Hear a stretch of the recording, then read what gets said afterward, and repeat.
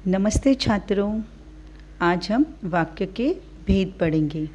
वाक्य के दो भेद होते हैं, रचना की दृष्टि से और दूसरा अर्थ की दृष्टि से। रचना की दृष्टि से वाक्य के 3 भेद हमने पिछले वीडियो में पढ़े थे। आज हम अर्थ की दृष्टि से वाक्य के 8 भेद पढ़ेंगे। पहला विधानार्थक वाक्य, दूसरा निषेधार्थक वाक्य, तीसरा प्रश्नार्थक वाक्य, चौथा संदेहवाचक वाक्य, पांचवा संकेतवाचक वाक्य, छठा इच्छावाचक वाक्य, सातवां आज्ञावाचक वाक्य और आठवां विस्मयादिबोधक वाक्य। अर्थ की दृष्टि से वाक्य के 8 भेद। पहला वाला विधानार्थक या विधानवाचक वाक्य, जिस वाक्य में किसी क्रिया के होने या करने की सूचना हो उसे विधानार्थक वाक्य कहते हैं। जैसे राहुल बहुत बुद्धिमान है, भारत मेरा देश है, समीर जबलपुर चला गया। यहाँ पर जिस वाक्य से पता हो कि क्रिया हो रही है या क्रिया की जा रही है वह विधानार्थक या विधानवाचक वाक्य कहलाएगा। दूसरा प्रकार निषेधार्थक या निषेधवाचक वाक्य, जिस वाक्य में किसी बात के न होने या न करने का बोध होता हो उसे निषेधार्थक या निषेधवाचक वाक्य कहते हैं। जैसे तनिषा धूप में मत जाओ, यहाँ पे मत मतलब न जाना, न करना, इस प्रकार से। दूसरा मनुष्य अब नाखून को नहीं चाहता।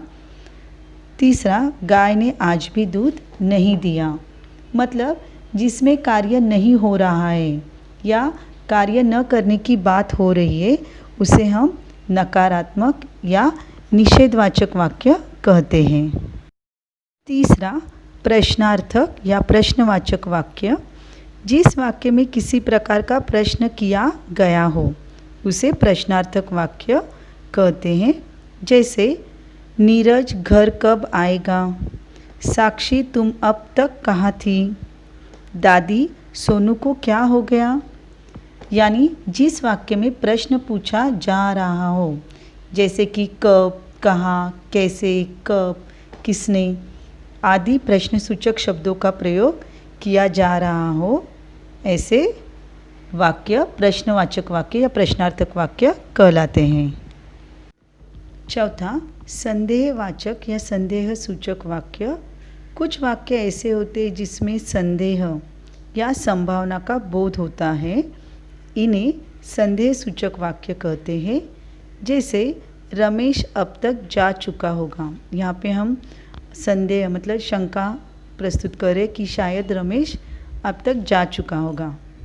दूसरा कहीं डाकू गांव में पहुंच न जाए, यहाँ पर भी हम शंका प्रस्तुत कर रहे हैं कि शायद डाकू गांव में पहुंच गए होंगे।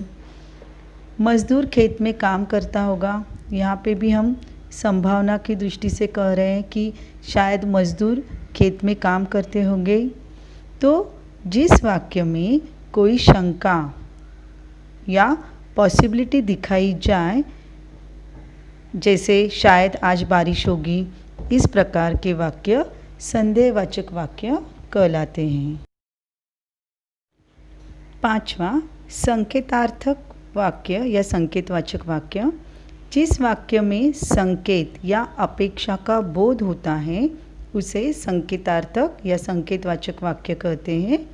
जैसे अगर गाय दूध नहीं देगी तो हम इसका क्या करेंगे, यदि तुम पढ़ते तो अवश्य पास होते, यदि बारिश होती तो पानी की कमी न होती। इस प्रकार एक क्रिया दूसरी क्रिया पर निर्भर होने का संकेत हो उसे संकेतवाचक वाक्य कहते हैं। जैसे यदि बारिश होती तो पानी की कमी न होती, यदि या अगर ऐसा होता तो इस प्रकार हो जाता। यहाँ पर एक क्रिया दूसरी क्रिया पर आश्रित होती हैं। छठा इच्छार्थक या इच्छावाचक वाक्य, जिस वाक्य में मनोकामना, शुभकामना, आशीर्वाद, आशा आदि के भाव प्रकट हो उसे इच्छावाचक वाक्य कहते हैं। जैसे तुम अवश्य पास होगे, तुम्हारी यात्रा मंगलमय हो, तुम्हें जन्मदिन मुबारक हो।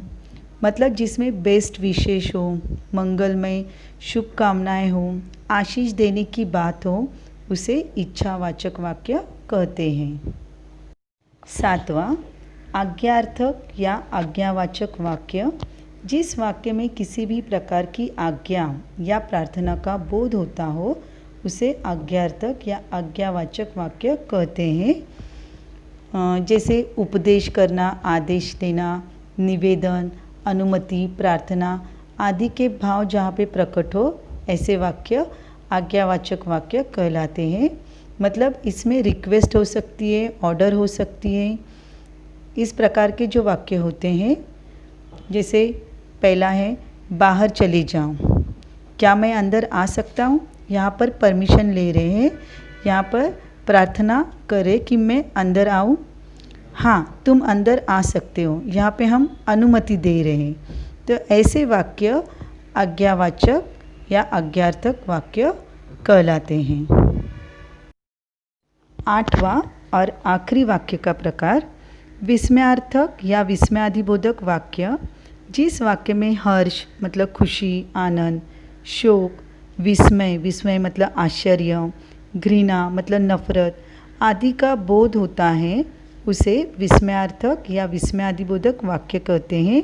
मतलब यहाँ पर देखिए एक्सक्लेमेटरी मार्क या विस्मयादिबोधक चिन्ह का प्रयोग वाक्य में होता है।